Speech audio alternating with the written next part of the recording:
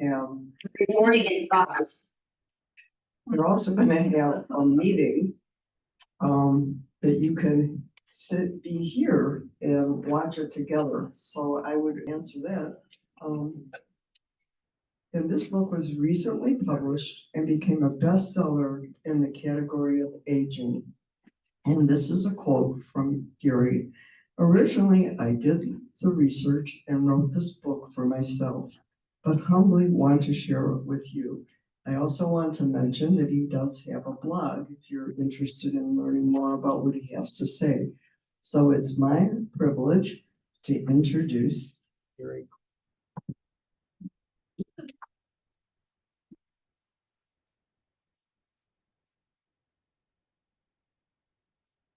Thank you, Ellen. Thank you very much. And welcome to all of you. And I want to thank you for being here. And I'm very, very happy that you are. And I'd like to give a shout out to our people at home watching on Zoom. There are 55 of them joining us today from Zoom. So I think we got a pretty good group here. My name is Gary Cole, and I'm very excited to be with you today because I'm going to be talking about one of my favorite topics, aging and aging well. Specifically, our topic today is who am I now? How do we find meaning and purpose in life? Now, recently, I'm gonna move around a bit. So recently, I found out that this class was filling up pretty quickly. And so my ego got involved and I got all puppy chest. I'm like, wow, all these people are coming to see me talk. And then my brain caught up with my ego to remind me, these people have no idea who I am. They're not here to see me. They're here to learn about this topic. And I applaud you because I can tell you this is a very, very important topic. Now, with that said, let's remind ourselves, this is not the first time in our life that we've searched for our meaning and purpose in life. Not our first time. I can remember back in my, when I graduated from high school, I was in the high school parking lot on the last day of my senior year. The sun was shining like it is today. I was outside with my Cornet 440 and Alice Cooper was blasting School's Out Forever. Yes, I graduated in 1973. And at that point in time, I knew I was a high school graduate, but I had no idea who I was or who I was going to be. And I certainly didn't know what my purpose in life was. Now, I had a similar feeling when I graduated from college, early in my career, of course, during my midlife crisis. And then again, when my children left and we became an empty nest. And now this, retirement. Life is changing. Life is changing. And this may be one of our most significant life changes in our life. When you think about it, what else has changed this significantly? Life changes. And we're aging, and we may find ourselves asking ourselves, who am I now? You know, as we journey through life, the concept of purpose and identity takes on a new dimension. When we're younger, we're very purpose-driven. What's going on in our life? And our purpose almost finds us, doesn't it? But as we age, the contours of purpose can shift. And the contours can take on a meaningful, more meaningful understanding of what gives our lives value. Now, this search isn't just about filling time. It's much more than that. It's really about enriching the years of our life. Now, there's a quote from Simon Sinek. He's an author and speaker. I'm going to read you this quote because it's perfect for what we're talking about today. Why do you do what you do? Why do you get out of bed in the morning? And why should anyone care? It is one of life's great joys to wake up in the morning, every morning, with a clear sense of why life matters. This is what it means to find your why, to find your purpose, and to start an inspiring journey, your journey. That is why we're here today. That's why you signed up for the class, to add inspiration to your class, to your life. So let's go. Now, I want to take a minute just to get to know you just a little bit. And I'm going to take a survey, but I want you to close your eyes during this voting process because I don't want you to be influenced by other people's answers. So close your eyes. Raise your hand if you feel you have a clear sense of purpose in your life. Raise your hand. Okay, you can close your eyes. In a recent, I'm sorry, you can open your eyes. You can open your eyes now. In a recent study, 57% of Americans said they wonder if they have purpose and how they can gain more. Now, I've seen that number range anywhere from 40 to 80%, depending on who they asked, how they asked it, and what age group they asked. 81% of Americans believe we should live with a sense of purpose. And in that same study, 77% said they really didn't have a clear sense of purpose. I didn't count the vote, but I would suggest to you that our vote here today was pretty emblematic of what that research says. I have a big announcement.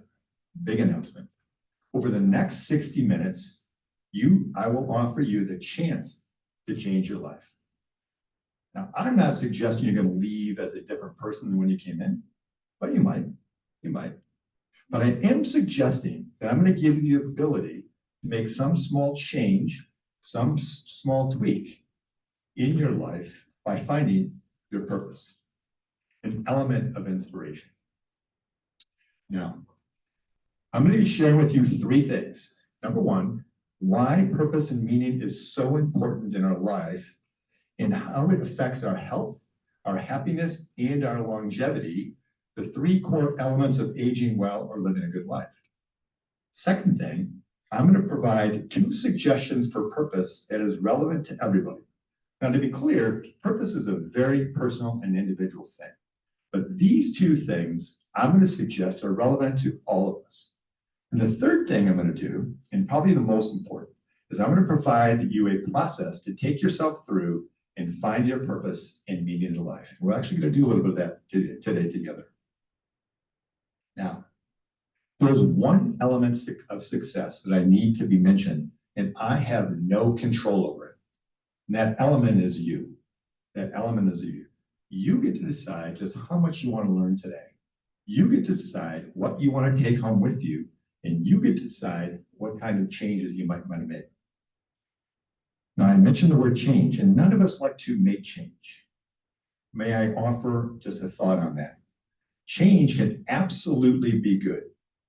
It can be fun, it can be fulfilling, and can make our lives even better than they are today, just some small change. In his book, Atomic Habits, James Clear suggests that 1% change in our habits can change our life. On the cover of this book, he says, tiny changes equal remarkable results. Today, we're looking for 1%. 1%.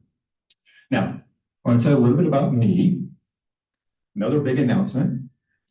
I am not as young as I used to be. I know, that's shocking. And the more unyoung I become, the more my life changes. For example, I'm going to be using my notes very closely today because my memory isn't as good as it used to be. And I'm going to be using my glasses because my eyes aren't as good as they used to be. They say that we gain wisdom as we age. Well, I'm still waiting for that to kick in. So I'm going to wear glasses because I think they make me look wiser. What do you think? Glasses on? Glasses off? Wait, wiser? Now, yes, I wrote a book. I'll hold it up. This is my copy. It's kind of dirty. Are We Old Yet? A Casual Conversation About Aging. And it's important that I share with you why I wrote that book, because it's important to our message here today. 6 years ago, I attended my 45-year high school class reunion. I'm going to do the math for you to tell you how old I was because it's important to the story. I was 63.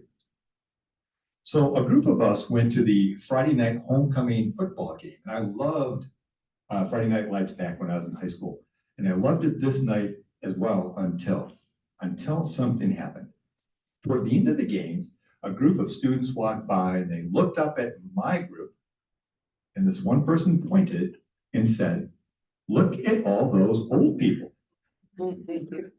Now, my first reaction was to look around to see who they could be talking about.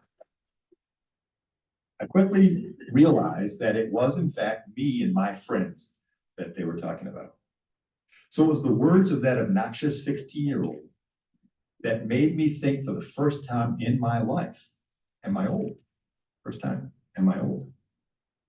Now, I was angry, I was upset, not at the young boy, but yeah, maybe a little bit. I was angry at myself because I didn't know how to do it. I didn't know how to get old. I'm making a mistake. Getting old is easy. Getting old is easy. We do our life, we go to bed that night, we get up the next day, we do that over and over again until it happens enough times, some 16-year-old is going to look at you and say, hey, I think you're old. But I wanted to know how to age well, how to do it well. And for that requires three things. Requires knowledge, commitment, and a lot of effort. To age well takes knowledge, commitment, and a lot of effort. So to gain the knowledge, I spent the next 2 years doing research on how to age well, longevity. What does that mean? How do I achieve longevity? Thousands of articles, books, podcasts, documentary, and discussions with people learning how to age well. You know, I took copious notes and I put those notes in folders and stuck them in the corner of my office. And one day I walked in and I said, I think I have a book over there. So yes, I did. I decided to share with others in the form of a book, blog, and doing speaking engagements like I'm doing here today. Now, does anybody remember Cliff Notes, those yellow things? Yeah, those yellow booklets. They summarize the key points and topics in the book that we were supposed to read during high school and in college. And yes, Cliff Notes got me through high school and college. I sort of feel like my book is the Cliff Notes of aging. Because what I did was I gathered hundreds of sources, all related to age well, and I put them in the book. One of the most important topics in this book that I researched was our identity as we age, and the importance of purpose as we enter the last lap of our life. Now, if we had any track stars in the room, they would tell you the last lap of your life is the most important, And they would also tell you that there's a kick that comes in that last lap that allows you to finish strong, the kick. And I'm going to suggest here today that it's finding purpose that absolutely can provide that kick to allow us to finish strong. Now, there's a story in my book that opened my eyes, that transitioned me into my last lap. I want to share it with you. I got a phone call on my cell phone, like we all do, and the person wanted to sell me internet service for my business. Well, I had no interest in talking about internet service for this person, so I simply said, I'm retired. They hung up. As soon as I used the R word, they immediately hung up. No goodbye, how's your day? Who else can I talk to? They just simply hung up. Now, I had two opposing reactions. The first one was I was happy I didn't waste my time talking about internet service. But the second one was I was a little upset, sad, because I felt like I could add no value to the conversation and maybe even no value in society. I know that was a bit of an overreaction on my part, but it's how I felt. You know, retired is an interesting word. We use it oftentimes as a celebration that we just won something.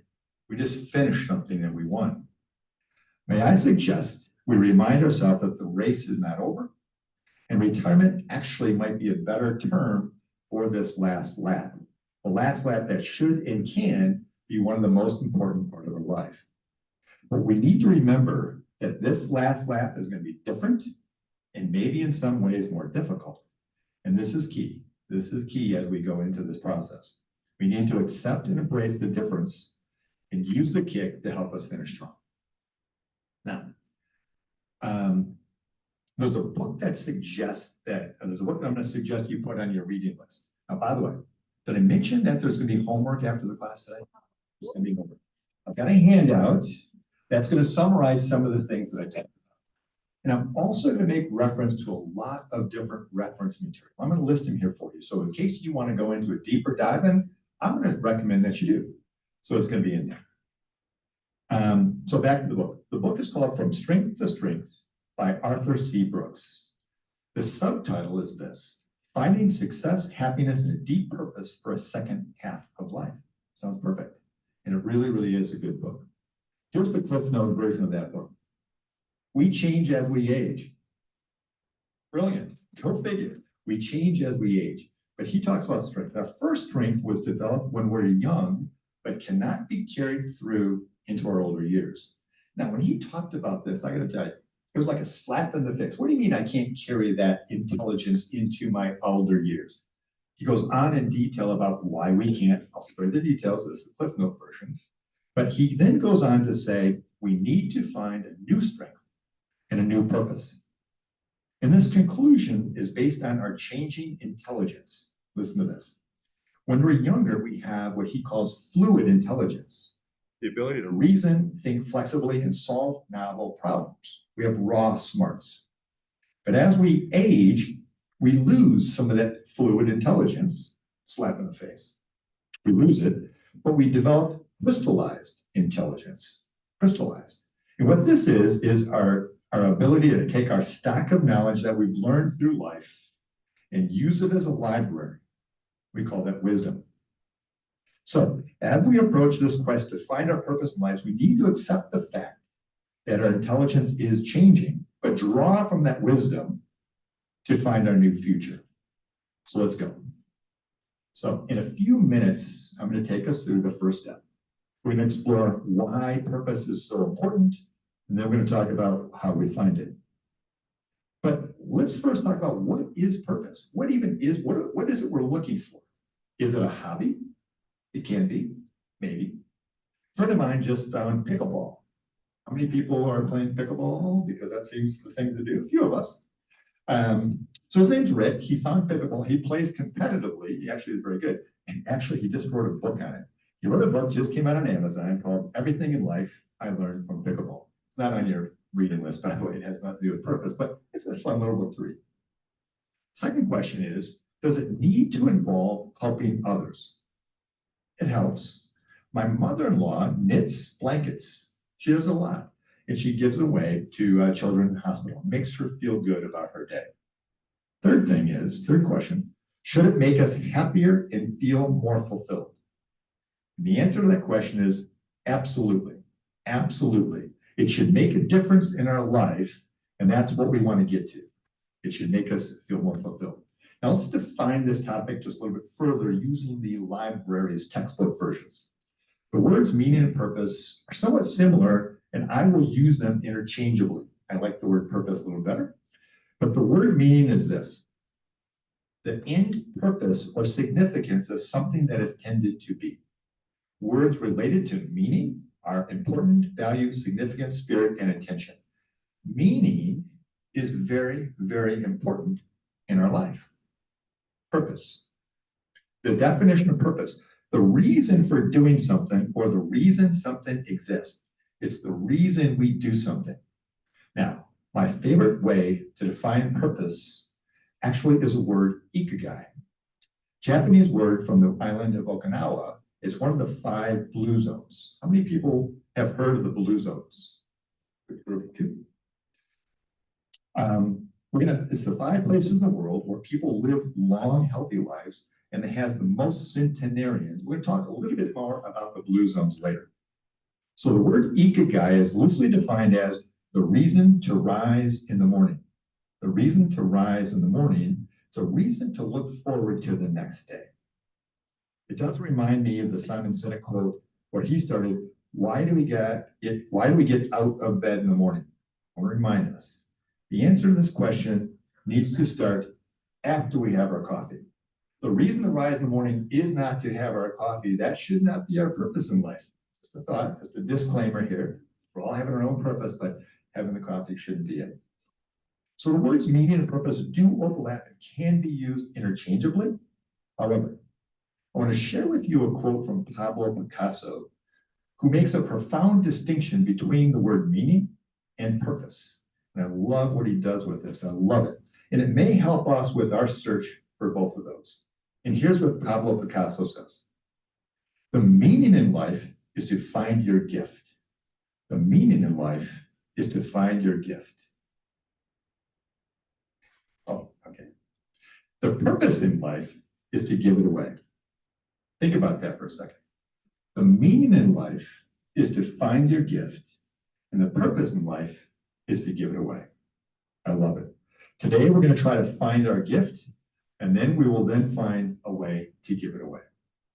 All right, so the textbook definitions helped us get on the path to find meaning and purpose in life. It's a great foundation. However, I want to provide 5 foundational principles that will help guide our path along this process. 5 things we need to keep in mind as we're looking for our purpose in life. Number 1, we are not exploring the meaning in life to explain man's existence. We're not looking to change the world.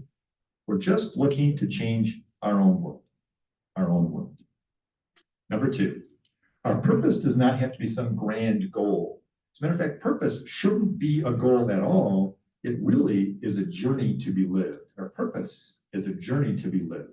Number 3, our success should not be measured on the size of our purpose.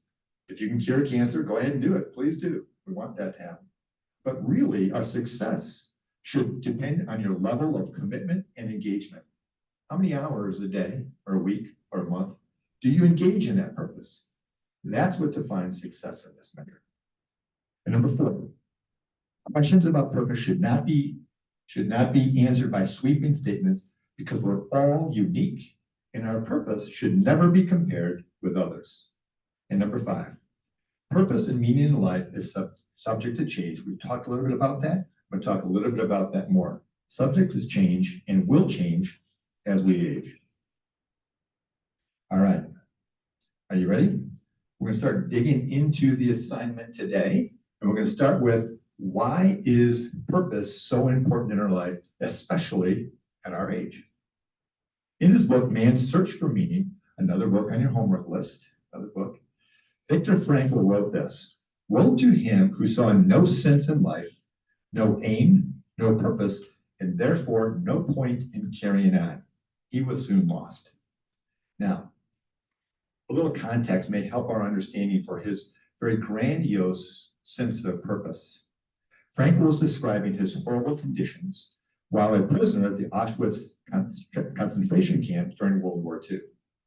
He went on to quote Friedrich Nietzsche, who said, "He who has a why to live can bear anyhow." Purpose gives us the ability to bear anyhow. Now, Frankl did survive and went on to become a leading psychiatrist, introducing the world to the form of therapy he called logotherapy, which is really based on finding meaning and purpose in life. 2014, Robert Butler, medical doctor, founding director of the National Institute on Aging, found a strong correlation between longevity and having a sense of purpose. More recent studies have linked purpose with lower risk of all-cause mortality. Purpose helps us live longer. Purpose helps us live longer. Richard Leder, author of The Power of Purpose, yes, it's on your reading list, should be Power of Purpose. And he says this: one of the greatest strengths, one of the greatest secrets of happiness and longevity is living with a sense of purpose. People who wake up with a sense of purpose live 7 years longer than those who do not. The research is solid. People who have lived with purpose live longer, healthier, and happier lives. Why? Why do these people live and live in what I would call age well? They do that because people with purpose tend to live healthier lifestyles, which reduces inflammation and lowers the risk of all chronic disease. Secondly, purpose tends to increase our optimism and helps with all forms of mental health. Purpose makes us think better. And third, it may be more important to our daily living. Purpose provides a daily alternative to not regret the past or not worry about the future. One of the best antidotes to stress is to get out of our own head and think about something larger.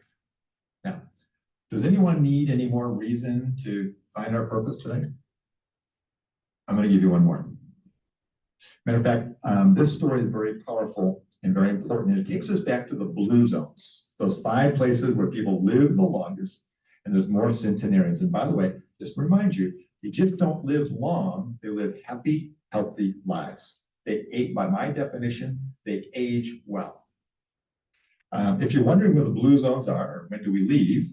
They are in Icaria, Greece, Loma Linda, USA, Nicoya Peninsula, Costa Rica, Okinawa, Japan, and Sardinia, Italy.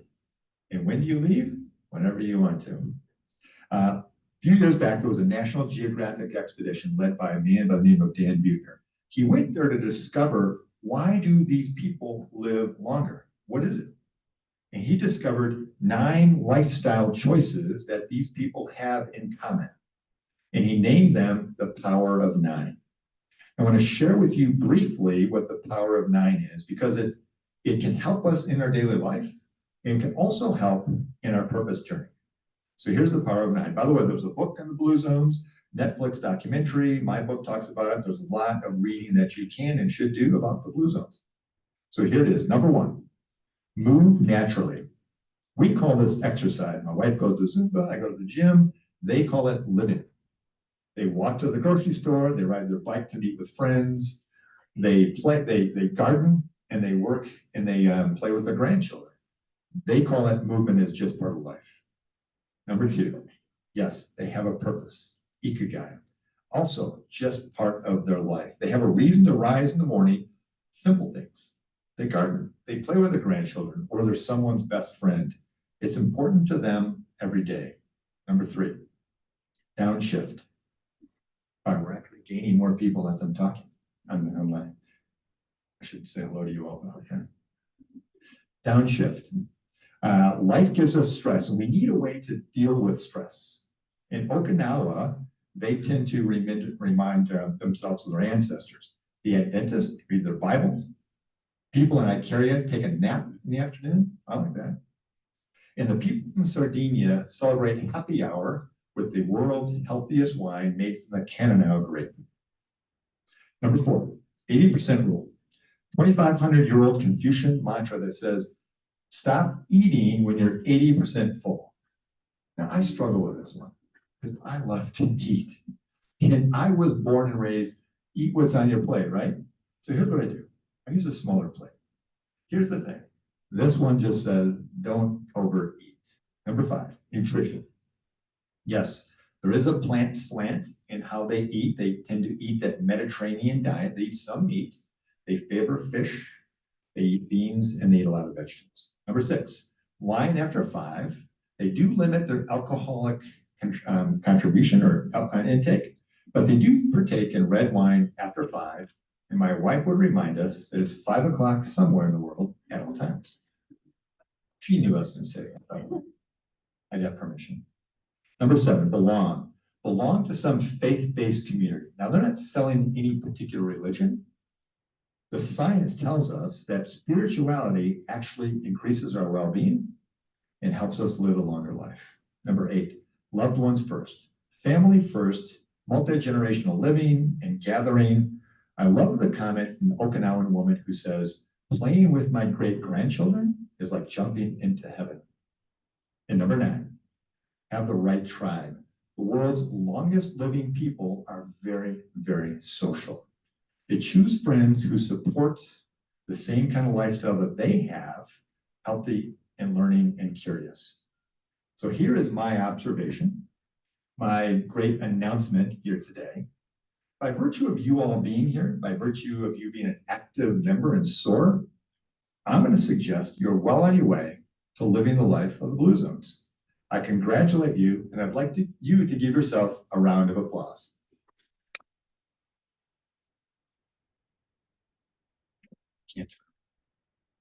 All right, we have covered 2 very important topics up until now. One is, what's the definition of meaning and purpose? And 2, why is it so important? How are we feeling? We feeling okay? We ready to keep going? All right, we got some big work coming up. I hope this you have a better understanding of the topic, and maybe you're even more motivated now to find your meaning and purpose. We live longer, we can be happier. It's kind of cool. It's good stuff. The next section, we're going to work together. And how we find our purpose is going to require some class participation. I saw you guys all talking, so I think you're warmed up. You're going to talk together. But before we do, I have to tell you, not yet. Ellen stole my thunder because I was going to have you stand up and walk around and introduce yourself to someone who you didn't already know. this was not planned. I had no idea she was gonna do that, and I'm fine. So she took that 3 minutes away from my presentation, that's fine. I do want to tell you why I was gonna do it though. I want to give your brain a break because I do need it in full engagement as I need your input on the second thing. The second, I wanted you to meet someone you didn't know. We are going to talk about that. I like that you guys do that. It is important to meet people you don't know. We're going to talk about that. And third, I think it's kind of fun just to sort of chat amongst yourself. And actually fourth, I'm almost halfway done. Believe it or not, you guys have been hearing me talk now for 30 minutes. Can you believe it? God, the time flies. But I'm having fun. 30 minutes, here we go. So it's time to find our purpose. Are you ready? All right, here we go. I'm going to remind you of a few foundational fundamentals. Number one, everyone's unique and our purpose should not be compared to others. So to go that, don't cheat off the next person next to you. Don't look what their purpose is. Your purpose is your purpose. It's unique to you. Now, when I was writing some of the chapters about purpose, I asked my wife, do you have purpose in your life? She answered very quickly on her way out to work. And she said, yes, my purpose is to make a difference and to wear cute clothes. And I have to tell you, it fits her perfectly. And she does a really, really good job. Second thing, purpose will undoubtedly change over time and reflect your life situation. In 1998, my life changed forever. My son was born and my daughter followed 2 years later. I was a father. And so my purpose became to love and take care of my family. Can anyone relate to that purpose? That was my purpose. I thought it was very important. Some might think that it was a little small of me to only think that that was my purpose. However, Mother Teresa would think that I was right. She says, if you want to bring happiness to the world, just go home and love your family. Part of my purpose and one of the wonderful memories that I have of raising my kids was our nightly family prayer, our nightly process of putting the kids down. So it started with a book. We'd read a book, and then we would do our night prayer. Then I would go grab this yellow submarine, this plastic yellow submarine, off their desk. It was a McDonald's Happy Meal toy. Got a lot of them. This happened to be a yellow submarine. And I'd put it at the edge of their bed. During the night, I would go in there and grab it off their bed and put it back on their desk. That way they knew I checked on them during the night. I was fulfilling my purpose to love and take care of my kids. I was checking them while they were sleeping. I loved it. It went on for about 6 years. And then one night it came to a crashing end. After our prayer, I went over to grab my son's submarine and it was gone. I panicked. My son calmly said, Dad, I threw it away. You don't need to check on me anymore. I'll be fine. I'll be fine. I was crushed. I was crushed. And for me, was it a sign that I was losing my purpose in life? Or was it a sign that my kids grow up and my purpose needs to change with it?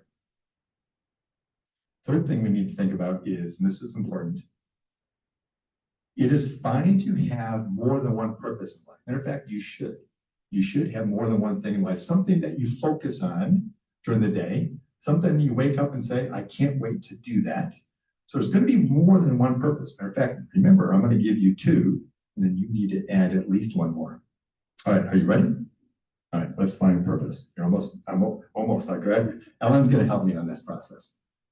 All right, we're going to go through the process that draws from the expertise from many, many purpose experts, if you will. And once again, I'm going to give you the Cliff Notes version and provide sources that you can go and dig deeper as we go. You'll find that finding purpose is very similar from the experts. It involves asking ourselves a series of questions that allows us to get to know ourselves better and will lead to our meaning and purpose. And at times, this process can be a little frightening. We're asking ourselves questions that we may not have asked ourselves in a while, so it may be frightening. Now, one of my favorite experts is Dr. Vic Stretcher, PhD and professor of department at Health and Behavior at the University of Michigan. Go Blue, go Blue. He teaches a class called Finding Purpose and Meaning in Life. Perfect for us, right?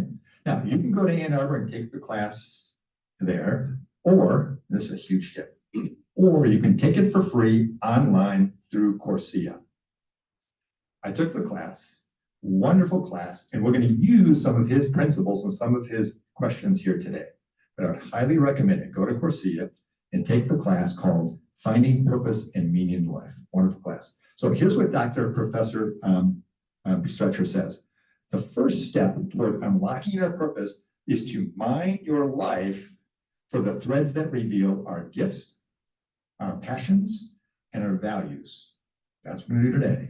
We're going to look for our gifts, our passions, and our values.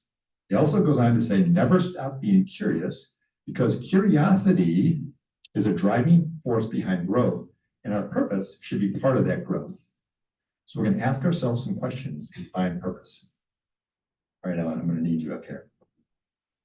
All right, so this next part of this discussion is critical class participation.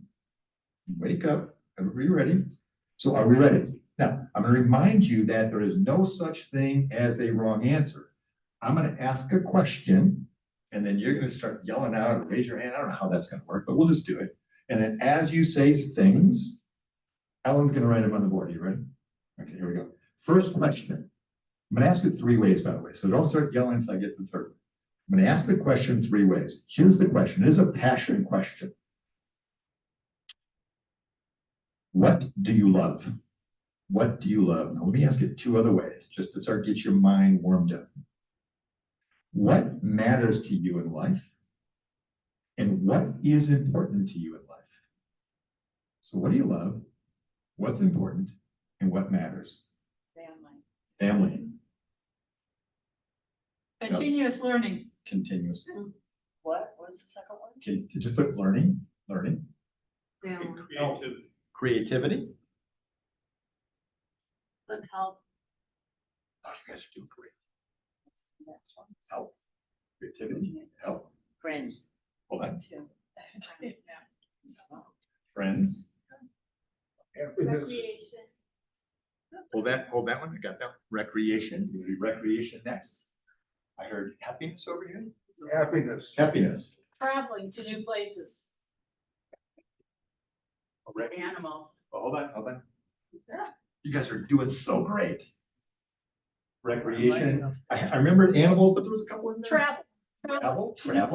Travel, and then animals. What about family? Who said that? Family.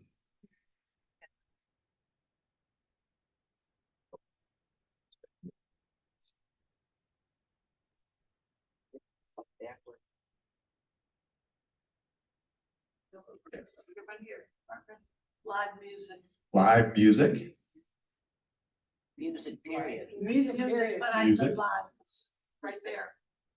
Back in the corner. Nature. I wrote down a whole bunch of things in case you guys didn't say anything. Jazz. Very personal. I like that because a lot of these are books, reading books. Good wine. Oh, you guys collaborate on that? Put down wine and food. Yeah. Politics. We're going to put that up there. You know what? Here's the thing about politics. Someone's got to do it, right? I don't want to do it, but someone's got to do it. We are. You're right. You're very brave to say that, but I'm happy you did. Politics. After politics, what else we have? History. Thank you for bringing that back. That was the first one. That was my third on my list. Family, friends, and then happiness. Exercise.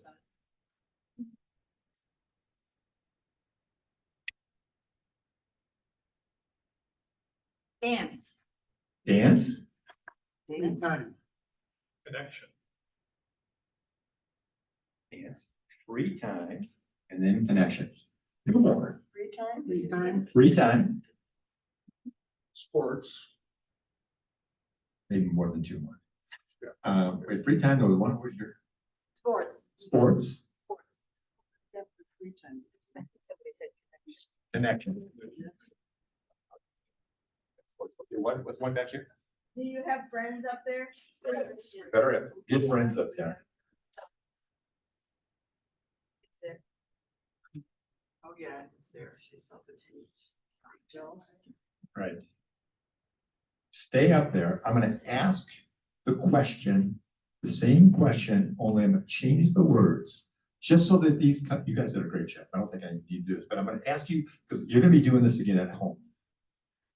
Here's 7 more questions that sort of generate that same kind of feeling about passion.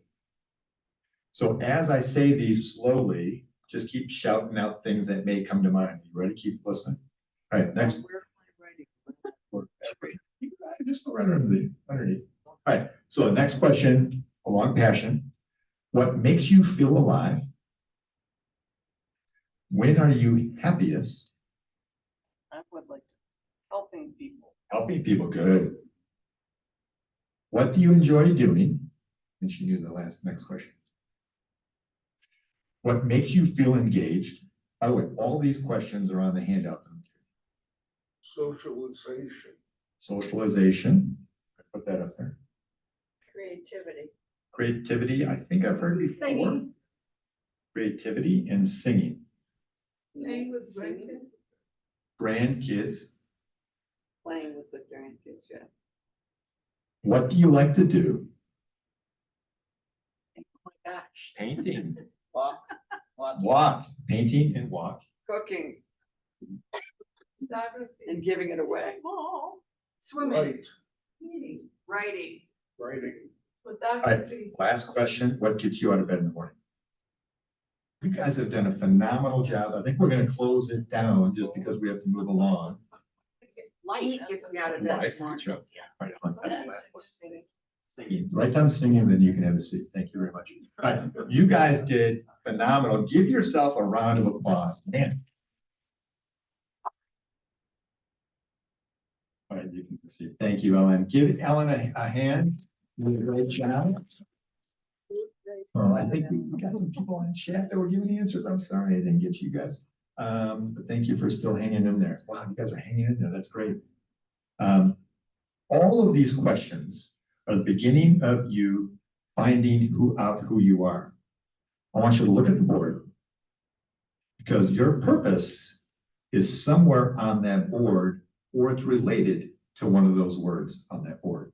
Now, we're going to ask ourselves a series of questions. They're going to provide a filter, if you will, that drives us closer to our purpose. Second category, second topic is values. Now, we all know what values are, but I'm going to give you the textbook definition of values. A person's principles or standards of behavior, one's judgment of what is important in life, one's judgment of what's important to life. You mentioned jazz.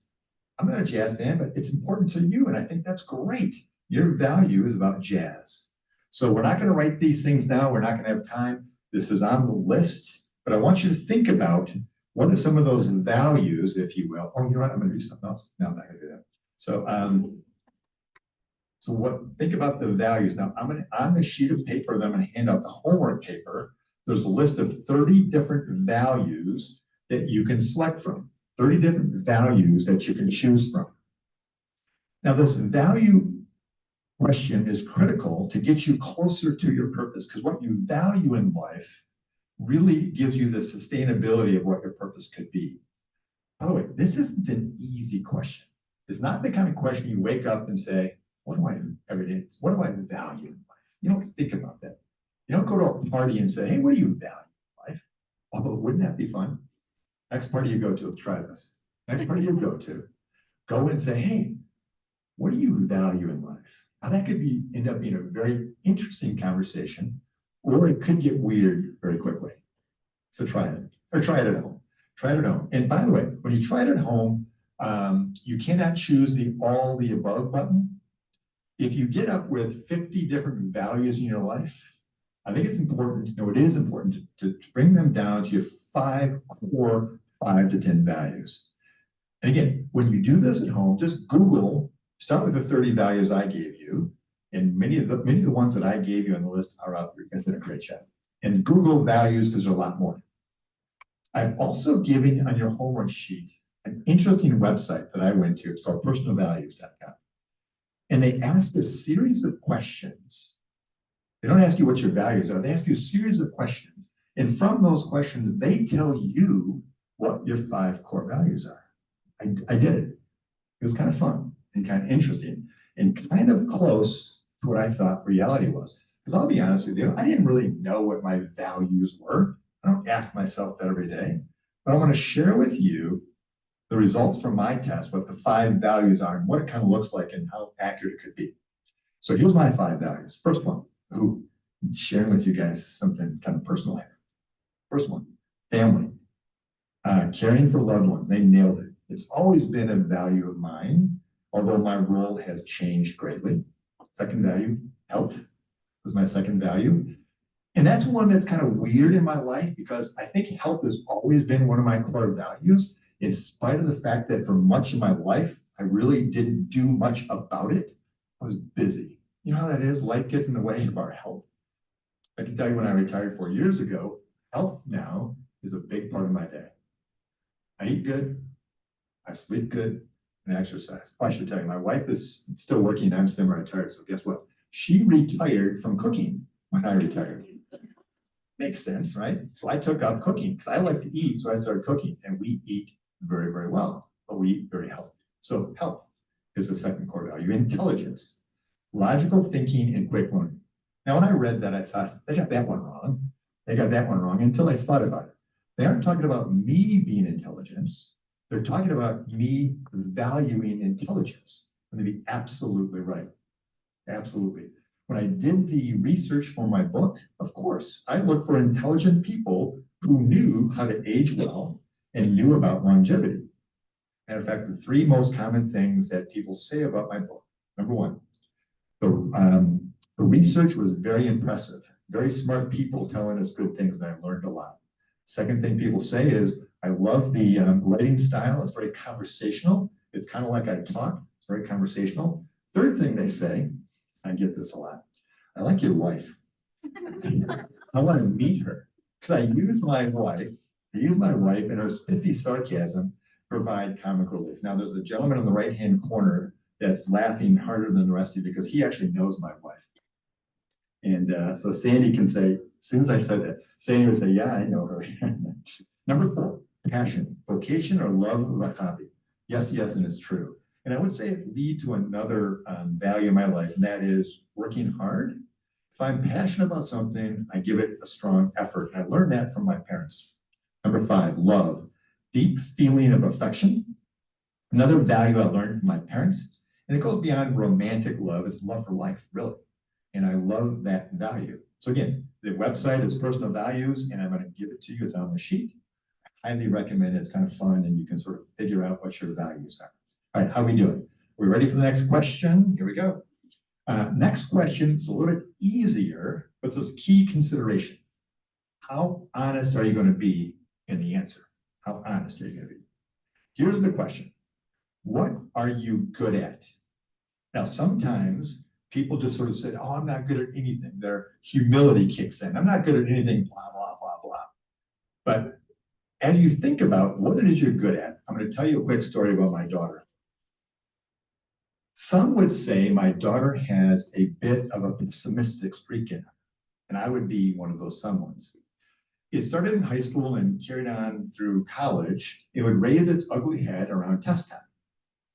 Around test time, my wife and I would ask, hey, how do you feel about this test? And she would say, I'm going to fail. And she would say that every single time. Finally, senior year of college, she finally did fail a test. She called us up and she said, see, I told you I was going to fail.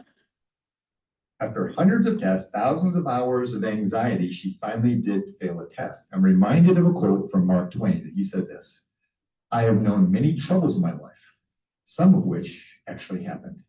Now, here's the moral of that story. Don't be like my daughter. Don't be like my daughter. You have strengths. Identify those strengths. They don't have to be expertise. Identify what you're good at, and then use that to find your purpose. By the way, as it turns out, my daughter is very intelligent. She takes after my wife. She got all A's and a few B's, and she's now graduated from Michigan State last year, and she's living her best life in Chicago and doing well. So I have a few other questions that are going to be on the sheet that we don't have time to go over today because we have other stuff to do, but I'm going to tell you what those questions are. Number 4, what causes do you think about? What causes do you think about? Now, when we're doing this, nobody mentioned causes. That's fine. But think about what causes you think about. Number 5, what are you grateful for? And number 6, who inspires you? So those are 3 more questions that you're going to use to find your purpose in life. Now, I have one more question, a filter, if you will, that may take us into a deeper conversation and may make us uncomfortable. I promise you to be uncomfortable. So I want to make you uncomfortable here. Are you ready to be uncomfortable? Okay. You can go on now if you don't want to. Oh, here we go. Here's the question. How would you like to be remembered? Think about that. Think about that. How would you like to be remembered? Now, it's another question, exercise that you can do on your own. And write those things down. And then ask yourself again in a little bit deeper setting. It's going to get a little bit more uncomfortable, but may drive an emotional reaction that gives you a heartfelt purpose. What would you like people to say about you at your funeral? Imagine, if you will, I can do this. You're a ghost hovering over you. What would you like your spouse to say, your kids to say, your friends to say, and your waitress at the favorite restaurant? She came because you give her good tips. So what would you like them to be saying about you? Everybody still okay with this line of questioning? You go a little bit deeper. What would you like your eulogy to say, or the headstone? This could provide a very clear sense of purpose. The Stoics, Marcus Aurelius, Seneca, and others wrote about death. They wrote about death as part of life and how that more than anything, death teaches us how to live. Death teaches us how to live and how to find our purpose. My dad passed away 5 years ago. With your permission, I'm going to read a little bit about the eulogy that I wrote for him. 1 Corinthians 13:33. Now these 3 things remain: faith, hope, and love. And the greatest of these is love. Love is the word I'd best describe my dad. He had a great love for his faith, family, friends, and food. He lived a wonderful life in the pursuit of each. When choosing a headstone for my mother 13 years ago, he selected one with both their names on it. And when asked what he would like it to say, he quickly said, "Love forever." My dad's with my mom now in heaven. I picture them on the front porch of a small white house with a sidewalk so the family can walk by. And they're enjoying tender pork chops, very fresh strawberry shortcake, and the sweetest iced tea. Yes, they are happy. Love forever. My dad was a simple man, and I think his eulogy provides a little bit of insight as to what his purpose in life would be. And when I'm asked, who inspired me? I think you can see my answer would be clear. Now, before we move to the next section, I want to share with you a few thoughts in the process of finding purpose from other experts. In the interest of time, I'm going to skip down to this one.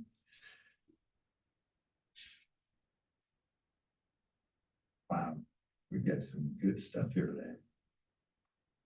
All right. Because I want to leave a little bit of time for some questions and answers. So we're going to get to this. The final topic of the day is one of my favorite ones. That's going to give us a little time for questions.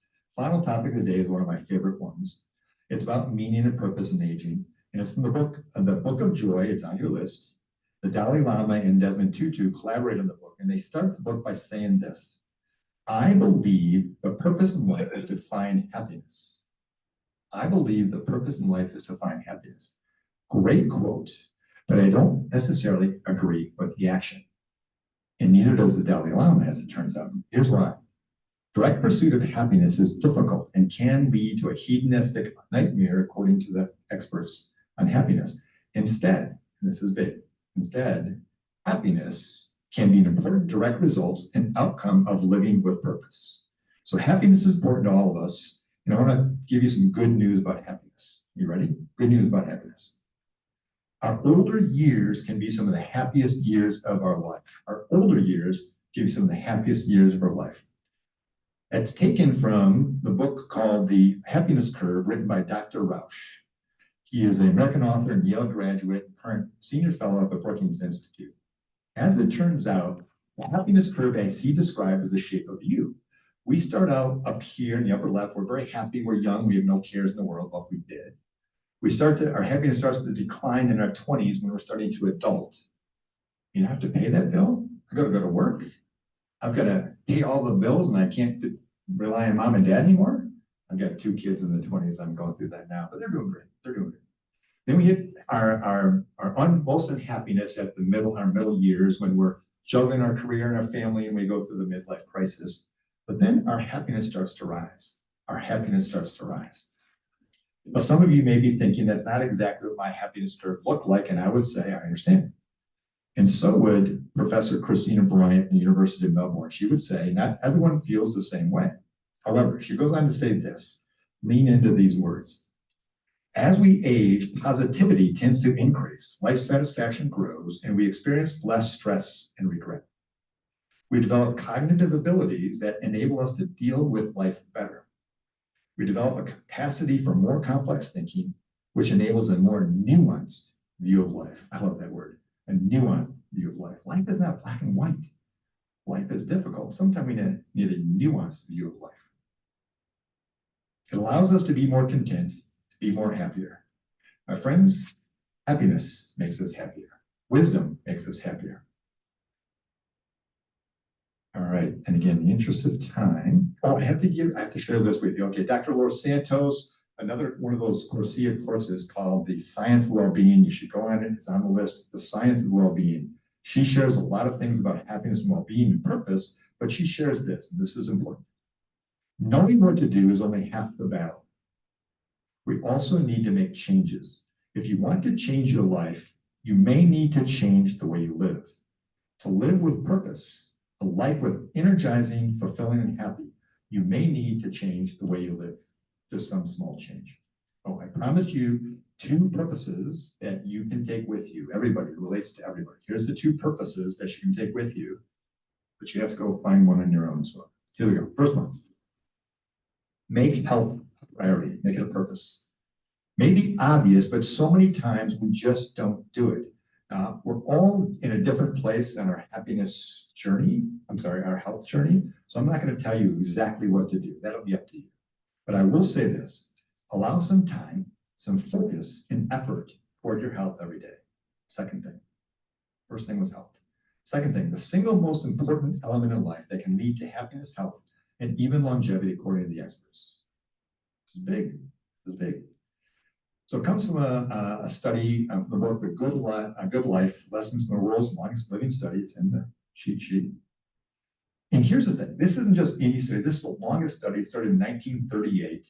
Dr. Waldinger summarizes the 84-year-old study in the book by saying this claim about happiness. If we had to take all 84 years of the Harvard study and boil it down to a single principle for living, it would be this. It would be this. Good relationships keep us happier, healthier, and lead to a longer life, period. Good relationships. I want to note that this isn't just romantic relationships, it's all kinds. Friends, family, and even the small relationships that you have in your daily life. Yes, make relationships a priority. Make it one of your purposes. So I'm looking to see how much further we're going to go. All right, I'm going to close with this important story from my past. An important story that sort of tells you how I live and how I age and really how I discover my purpose. By the way, one of the things about getting older that I feel is so nice is we get to collect memories. It's like building a good library. The good memories stay right there in front of you and you love them and you bring them back and you relive them all the time. The bad ones you kind of just put to the side. This is a good one. From 19 years ago, my wife and I used to take our kids up to family camp in Escoda, Michigan. Escoda, you all know where that is? Hand map. Well, the first time we went, my son was 6, my daughter was 4, and it was the first time I heard those infamous words, "Are we there yet?"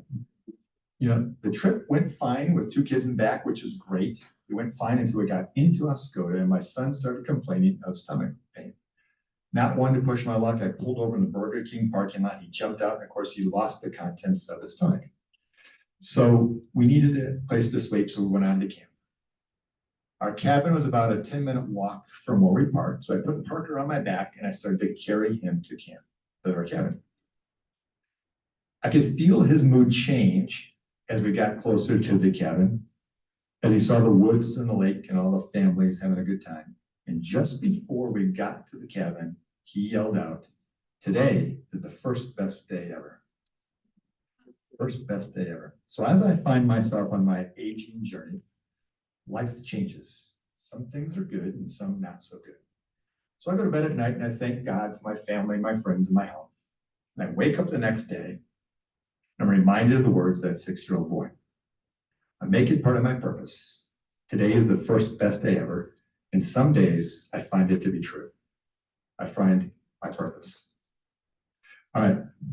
I'm going to wrap up at that so we can leave some time. Did we enjoy ourselves today? If you did, I would invite you to visit my website. There is a link to my book if you want to hear more about what I have to say. And it's very much, the book is very much like how I speak.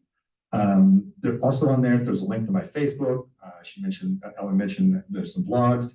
And I would encourage you to sign up for my blogs. And here's why. I write 2 blogs a month and I will email them to you. And I promise, no other email, no other spam, 2 blogs a month. Matter of fact, one time only, my next blog is tomorrow. And the blog is titled, "Who Am I Now? Finding Our Purpose." So it's a little bit of a recap of this. All right. Also, I want you to do your homework.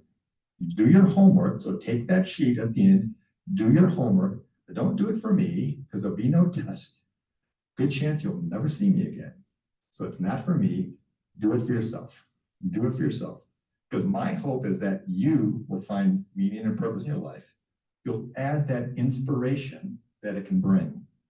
And maybe you wake up each day with joy. And today, make today the first best day ever. Now, I have to tell you, as I mentioned to you, I do this all the time. I'm reading and writing all the time about aging. So this morning, I just added something to the presentation. This morning, I read this quote, and it's perfect. I have to leave you with this quote from C.S. Lewis. And he said, "You are never too old to set a new goal or to dream a new dream." I was just reading that right before we came in to add that. So thank you very much. I really appreciate your time. It's 2:15. You guys were great. I talked for a freaking hour and 15 minutes. Went by fast for me. I hope it did for you. All right. Thank you again. And do we have any questions? Anybody have any questions, thoughts, or things like that? It's a thought. I have a cartoon in my fridge. I look at it every day. It's from Mankato. And it's a little girl and her cat sitting by a pond. And she throws a pebble into the pond and she says, "Oh, look at the difference the pebble made." And the cat said to her, "And maybe you'll grow up to be that difference." Oh, that's wonderful. Now, I'm supposed to repeat the question, but that was not a question. That was a great metaphor about how we can make a difference in life, and maybe purpose can absolutely allude to that and make that purpose in life. Any other thoughts or questions about purpose? Right. Well, you are all going to leave early, but I'm going to ask you to come by that corner right there and grab that sheet of paper. My email is on there, my website's on there, and what we just did, what we went over, all those resources we talked about are also in there. So do your homework. Thank you all very much. Have a wonderful day. Thank you for all those. I'm starting to lose a little bit. Wow, we still have 15 hours. Thank you. Thank you all online. Appreciate your time today. Have a great day.